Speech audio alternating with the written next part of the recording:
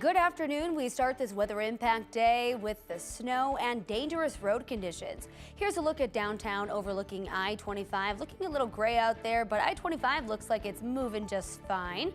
Despite any problems it can create, snow can really make for a pretty scene. Check this out. This is a live look from Red Rocks right now, where the red is a little bit more white. And let's take you up to Fort Collins. Here's CSU's campus. You can see that snow piling on top of the buildings. Doesn't look like any issues there, though, on the road. Crashes haven't been closing many roads, but an overturned semi has part of westbound I-70 shut down right now. Crews are on the scene about a mile from Avon at an exit. That's at 169, and they expect to be there for a little while. So just be sure to check the latest closures on Co-Trip. We have team coverage. Ria Jha has a live look at road conditions, and Brianna Fernandez is breaking down all of the delays at DIA because of the snow. But first, Keely Chalmers with our 9 News Weather Impact team is here. Keely, how long is all of this going to last? Well, the snow is actually starting to taper here in the metro area. I'm seeing a little bit of filtered sunshine right now, actually. And we are going to see most of the snow move out of the metro area in the next, I'd say, half an hour. The storm system is moving from the north to the south. So we're going to continue to see that snow south of the metro, Colorado Springs, Pueblo area as we head into the afternoon. But again, the big issue, not just the snow, but the cold temperature. So let's talk about our weather impact. We're calling this a weather impact day. Certainly the snow impacting the morning commute, but it's going to continue to impact driving, especially on those side roads that haven't been cleared. So expect a slick drive. The metro area, that the snow here is ending, so we are going to see that tapering off. It's really light right now, just kind of flurries right now. But the extreme cold, it will be setting in once the snow ends. So 21 degrees right now at DIA. The winds out of the southeast 5 miles per hour. It feels like it's in the teens right now because of the wind chill. You can see from our radar the snow moving out, tapering off the metro area, but we're still getting some stronger snow to the south of us. Again, Colorado Springs, Pueblo, but the stronger band, the heavier band of snow, certainly moving south of the metro area. Temperatures right now, we're in the 20s across the plains, teens and 20s up in the high country. Our high today, 25 degrees, our normal high for this time of the year, 45, so 20 degrees below normal. And I'll tell you what, as we head into the overnight hours, it is going to feel like it's in the negative single digits. Temperatures are going to top out in the 20s across the plains for today. So again, the metro snow ending, mountain snow, it's going to be light, not really causing an issue today, but the bitter cold, that's what's going to be an issue, and certainly going to keep any type of moisture on the roadways frozen throughout the day into the overnight hours. So something you're going to want to watch out for throughout the day as temperatures remain below freezing is that black ice. We do have a bit of a warm up in our forecast. We'll talk more about that coming up in just a bit. When our crew hit the roads this morning, we saw a lot of snow on the roads and very little plowing. There was some clearing on some of the bigger roads, though. Here's a current look at some of the big highways in the metro right now, from I-25 to I-70 in the city to Highway 36, excuse me. There are plenty of plows scattered around the region right now. You can track them on Co-Trip's website. But we wanted to take a closer look at the side roads because Denver officials say once again, they will not be plowing them.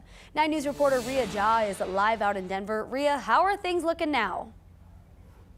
Yeah, Lauren, the roads out here, so these are the roads that haven't been plowed, and what we're seeing is a pretty good layer on the ground. It's not super thick, but you can see there's definitely some slipping and sliding going on, so all the drivers that we have been seeing are taking it slow. And CDOT says they are, or not CDOT, I'm sorry, the city says they are not plowing these areas because the snow just isn't thick enough. They said if it was going to be closer to that higher estimate of 6 inches, they would have deployed those plows. And they said it was because the plows that they would have deployed in these areas only scrape off the top layer, so it's not as effective. Plows are 4x4 pickups. They don't carry a de-icer. They don't bring the streets to bare pavement. So what we'll do is we'll send those out when we feel that enough snow has fallen that we may need to help people get from their residential streets to the main streets. The city said that they would be reevaluating at 1:30 to see if the snow had been accumulating more, if there's more snow on the ground. It does look like it's still coming down lightly, so we will check back with them when they do reevaluate. But as of right now, if you do drive today, these roads are slippery, as I showed you before. Just take it slow, drive safe, make sure there's enough distance in front of the first car in front of you, and even just stay inside if you can. Reporting live in Denver, Ria Jha, 9 News. Yeah, Ria, that black ice is going to be a concern tomorrow morning. We're already talking about it, looking ahead to that. So hopefully you can come back inside and get warm. Thank you so much, Ria. Not only are we snowy in Denver, but much of the country has been getting a winter blast since Sunday. That's contributed to the delays at DIA. The FAA issued a ground delay for our airport until around 3 this afternoon. Right now, there are more than 400 delays and 14 cancellations. Brianna Fernandez has more.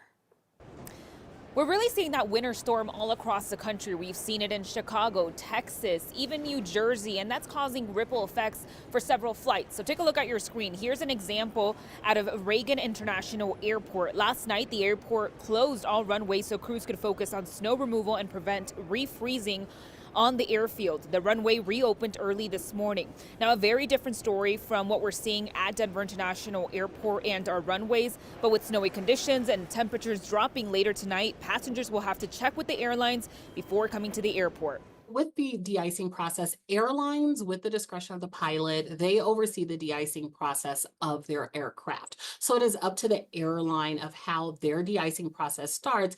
But typically with the de-icing process, a lot of planes that come in and out of Denver, they get their passengers on the plane and they may have to sit and wait an additional 10 to 15 minutes to go to a de-icing pad, be de-iced to make sure that the plane is able to take off and get in air.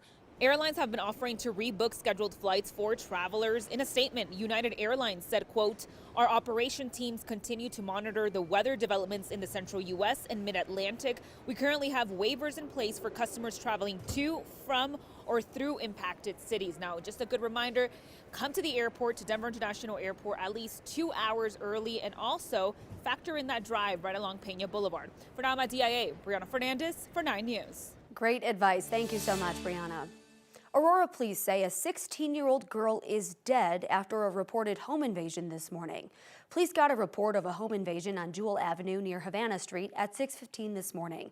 Police say when they got there, they found the victim with a gunshot wound. She was taken to the hospital where she later died. Police say 2 men were able to enter the apartment before a struggle, resulting in shots being fired.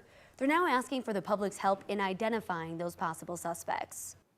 A Colorado man is the latest person arrested for his alleged actions on January 6, 2021. 26-year-old Jonathan Wayne Duke Valentor of Boulder was arrested yesterday, 4 years to the day after that insurrection.